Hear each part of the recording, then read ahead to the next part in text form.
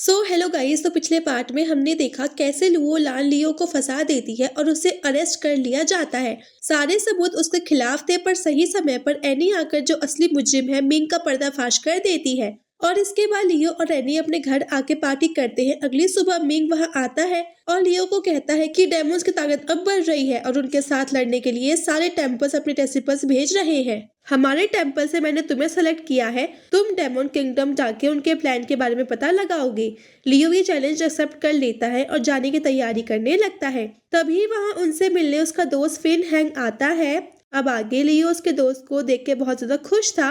फिर ली फेंग उसे बताता है कि तुम जिस मिशन पे जा रहे हो उसमें काफी ज्यादा डेंजर है। लियो भी ये बात जानता था, बट उसे जाना था ताकि वो सबका भरोसा जीत सके। फिर लियो फेन हैंग से कहता है कि जाने से पहले एक बड़े भाई की तरह मुझे कुछ सलाह दे दीजिए। फिर ली फेंग उसे तलवारबाजी के अब कुछ किलर मूव सिखाने लगता है। वो तलवारबाजी करते हुए बोलता है कि तलवार इस्तेमाल करते समय अपने अंदर की शक्ति को हर वार में यूज करो।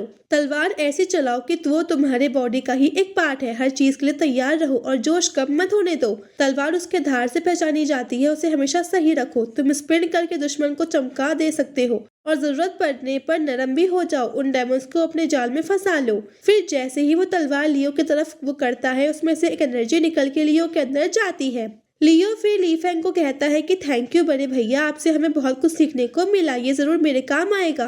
फिर ली फेंग कहता है कि आगे आने वाला सफर काफी मुश्किल होने वाला है। अगर रास्ते में तुम्हें वापस आने का मन करे तो बिना कुछ सोचे वापस मुड़ जाना। मैं और मास्टर यहाँ सब संभाल लेंगे ताकि तुम्हें और कुछ कोई ना बोल सके। तो लियो कहता है कि मैं आपकी सारी बातें याद रखूंगा, मैं चलता हूँ। और एनी भी उसे खींच के ले जाने लगती है और वो अपने तलवार पे बैठ के उड़ के अपने मंजिल की तरफ निकल पड़ते हैं। रास्ते में काफी खूबसूरत नदी जंगल थे, जिनके नजारों का मजा लेते लेते वो लोग जा रहे थे। फिर वो लोग एक जगह आराम करने के लिए रुकते हैं। वहाँ पे एनी काफी मस्ती करती है, वो लियो पे पानी उड़ाती है, उसके साथ शिकारी करती है और फिर वो लोग खाना खाते हैं और वो वाइन पीते हैं जो एनी लाई थी। वो लोग डेमोन किंगडम से थोड़ी ही दूरी पर थे, इसलिए लियो और एनी एक घर में रेस्ट करते हैं। लियो एनी से कहता है कि मुझे मेकअप करना है ताकि मैं एक डेमोन लगूं। लेकिन अब उसे क्या पता था कि एनी जो है वो एक डेमोन किंगडम की राजकुमारी है। एनी मन में कहती है कि तुम्हें मैं ऐसा तैयार मैं करूंगी कि किसी को पता ही नहीं लगेगा कि तुम कौन हो। फिर एनी लियो को एक कहानी बना के सुनाती है कि मेरे परिवार में एक मॉन्क थे, उनके साथ हम ड्रैगन माउंटेन पर ट्रेनिंग करने जाया करते थे।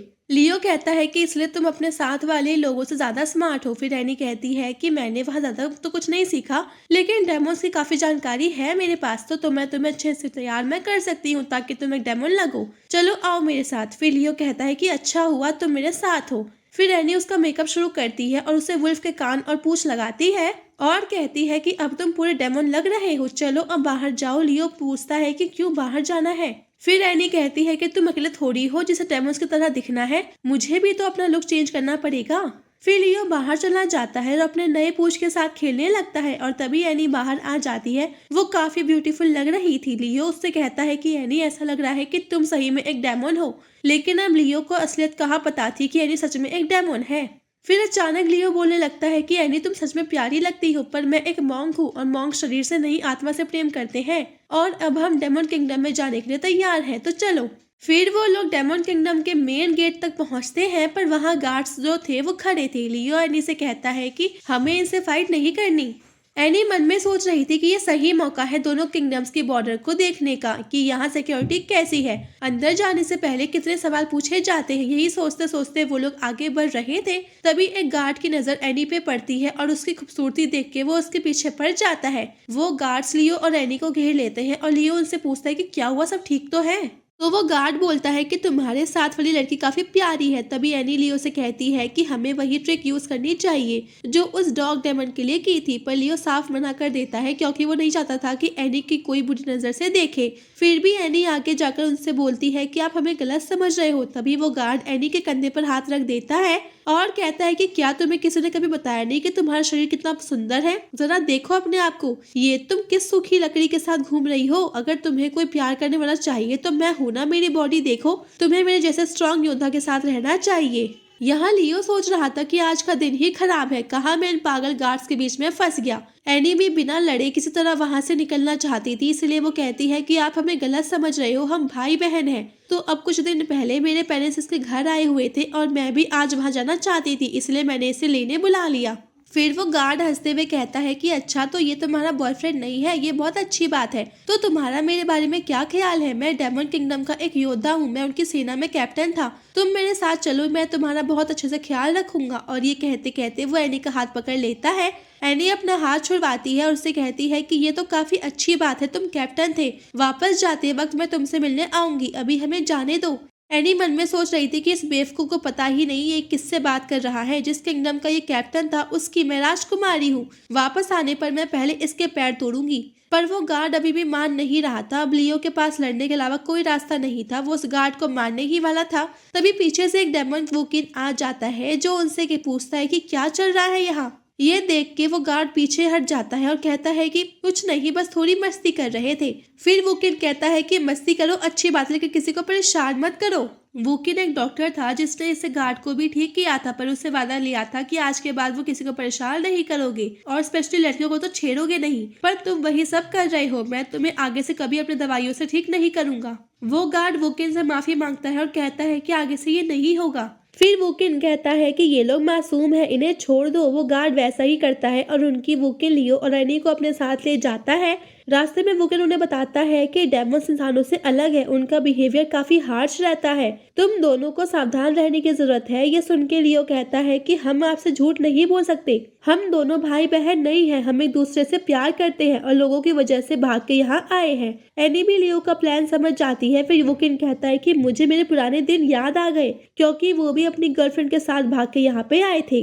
वोकिन उन्हें बोलता है कि हमारा मिलना नसीब में लिखा हुआ था, तुम लोग मेरे घर आकर आराम कर सकते हो। लियो और एनी भी मान जाते हैं। वोकिन के पीछे पीछे उसके घर पहुंच जाते हैं। तभी वहां उसकी वाइफ आ जाती है और पूछती है कि तुम्हारे साथ ये मेहमान कौन है। फिर वोकिन अपनी वाइफ को बताता है कि ये लियो और एनी है, ये दोनों एक दूसरे से बहुत प्यार करते हैं, लेकिन लोगों की वजह से यहाँ भाग कर आए हैं। तभी वोकिन की वाइफ उनके हाथ पकड़ लेती है और कहती है कि तुम दोनों साथ में बहुत अच्छे लगते हो, लाइफ में काफी चीजें इंपॉर्टेंट होती है, लेकिन प्यार से बढ़ के कुछ नहीं होता और इस लाइफ का कोई मतलब ही नहीं है अगर हमें अपने उसके साथ ना हो जिससे प्यार करते हैं। तभी उनके बच्चे बाहर आ जाते हैं। फिर वोकिन उन्हें लियो और एनी से मिलवाता है। बच्चों को लियो पसंद आ जाता है, वो उसके साथ मस्ती करने लगते हैं। वो लोग लियो के कान और पूंछ निकाल देते हैं। एनी ये देख के हंसने लगती है। फिर वोकिन की वाइफ एनी को चाय पिलाते हैं और पूछती है कि तुम लोग एक दूसरे से कहाँ मिले थे, तुम लोगों ने फर्स्ट किस कब किया था। ये सुन के एनी शर्मा जाती है और टॉपिक बदलने के लिए कहती है कि आपने चाय काफी अच्छी बनाई है, इसके लिए शुक्रिया। यहाँ बच्चों ने लियो को काफी ज्यादा थका दिया था, उसे चला भी नहीं जा रहा था। फिर एनी उसे भी चाय देती है। वोकिन की वाइफ उन्हें बताती है कि लोगों से भागना तो बस पहली सीढ़ी है, अब आगे के फैसले काफी इम्पोर्टेंट है, यही तुम्हारा फ्यूचर डिसाइड करेंगे। क्या तुम लोगों ने आगे का कुछ सोचा है? अगर नहीं तो जल्दी सोचो। फिर एनी उसे पूछती है कि ये चाय कैसी बनी है, तो वोकिन की वाइफ उन्हें बताती है कि ये चावल सड़ा के बनाई है। ये सुन के लियो उसे थूक देता है और यहीं पे ये पार्ट खत्म हो जाता है। अगर आपको वीडियो अच्छी लगी तो लाइक कर दीजिएगा। तब तक के लिए bye bye guys and take